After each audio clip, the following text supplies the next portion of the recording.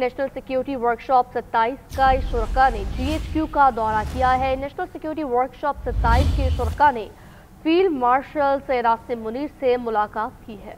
इस हवाले से तफसीलात हासिल करेंगे। Deputy bureau chief Islamabad Ejaz Ahmed हमारे साथ मौजूद हैं। बताएगा एजाज अहमद।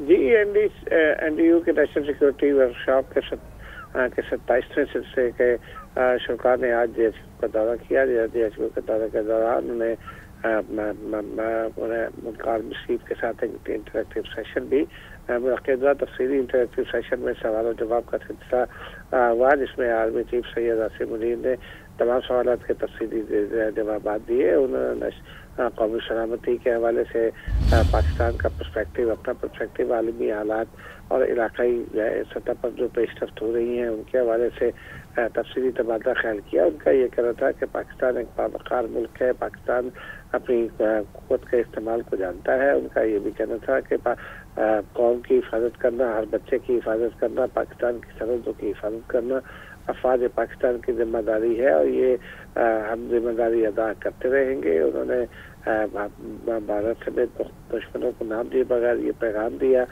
कि पाकिस्तान अपने दिफा के लिए हमा वक्त तैयार है। पाकिस्तान के खिलाफ साजिशें बंद की जाए, इनका कोई फायदा नहीं होगा। पाकिस्तान के खिलाफ अगर किसी ने मेरी आंख भी उठाई तो उसको भरपूर जवाब दिया जाएगा। उनका ये कहना था कि 10 मई को पाकिस्तान ने दुनिया को ये बता दिया कि पाकिस्तान के पास कैसी सलाहियत मौजूद है। अफवाज पाकिस्तान और अवाम एक दूसरे के साथ शीशा तलाई दीवार की तरह खड़े में पाकिस्तान के अवाम पाकिस्तान का असासा है। उनका ये भी कहना था कि नौजवानों को तालीम और अपनी तरबियत पर तवज्जो देनी चाहिए और डिसिप्लिन लाना चाहिए अपनी ज़िंदगी में। उनका ये कहना था कि अगर किसी भी दुश्मन ने जारियत की कोशिश की तो उसे 10 मई की तरह भरपूर जवाब दिया जाएगा। जी एजाज, इस मौके पर फील्ड मार्शल आसिम मुनीर ने कहा कि इलाकाई सूरत हाल तेजी से बदल रही है। अफगानिस्तान की जानिब इशारा था और दहशत गर्दी की जानिब इशारा था इस बात में।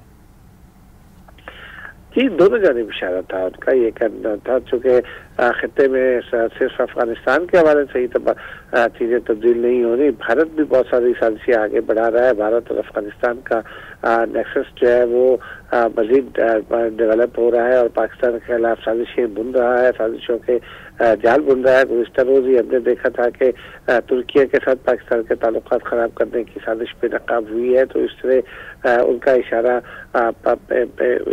मेरी दो ममालिक की जानिब था, लेकिन भारत और बांग्लादेश के ताल्लुकात की जानिब भी इशारा था। जो खित्ते के दीगर ममालिक में जो तब्दीलियाँ रूनुमा हो रही हैं, जो गजा की सूरत हाल है, उस जानिब भी उनका इशारा था। जी अच्छा एजाज, दहशत गर्दी के खिलाफ हम देखते हैं कि जंग में काफ़ी कार्रवाइयाँ की जा रही हैं। इस ज़िम्न में भी क्या फील्ड मार्शल से सवाल किया गया कि किस हद तक और कितना काबू पा लिया गया है इन दहशत गर्दों के ऊपर और इनके स्लीपिंग सेल्स के ऊपर, और अभी मजीद कितनी कार्रवाइयाँ हमें करना पड़ेगी इनको मुकम्मल न्यूट्रलाइज करने के लिए?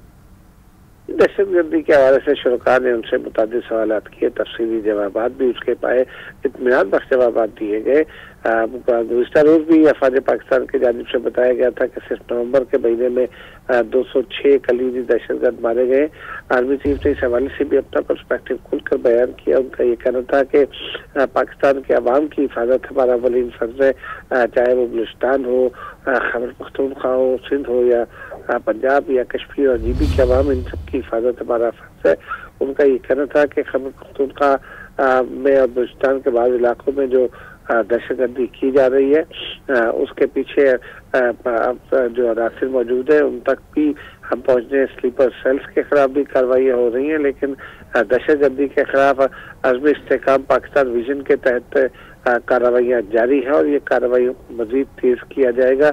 उनका ये कहना था कि अभी बहुत काम इसमें बाकी है।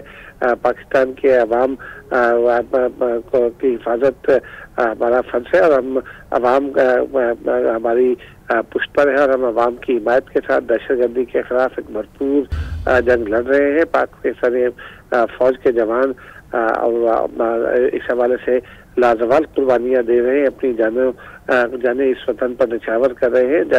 इन शहदा का हम पर कर्ज है, हम वो कर्ज भी उतारेंगे और अपना फर्ज भी पूरा करेंगे। एजाज, पाकिस्तान खित्ते में अहम गेम चेंजर के तौर पर उभर कर सामने आया है, अमन का दाई बना है और हम देखते हैं कि हमारी तरफ से बेपुनाह कुर्बानियां दी गई हैं ताकि खित्ते में अमन व अमान कायम किया जा सके, कायम रह सके।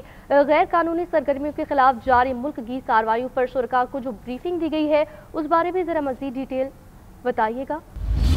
जी, आर्मी चीफ का ये कहना था कि 10 मई के बाद पाकिस्तान आलमी मंजरनामे पर एक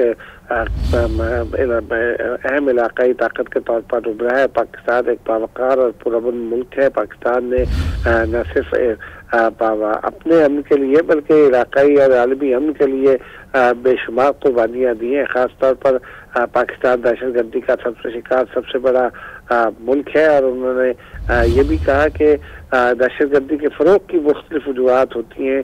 पाकिस्तान में स्मगलिंग एक बड़ी उसकी वजह है और सरहदों से खास तौर पर मगरबी सरहदों पर जो स्मगलिंग हो रही है उसका पाकिस्तानी आगाह करने के लिए बहुत शुक्रिया एजाज।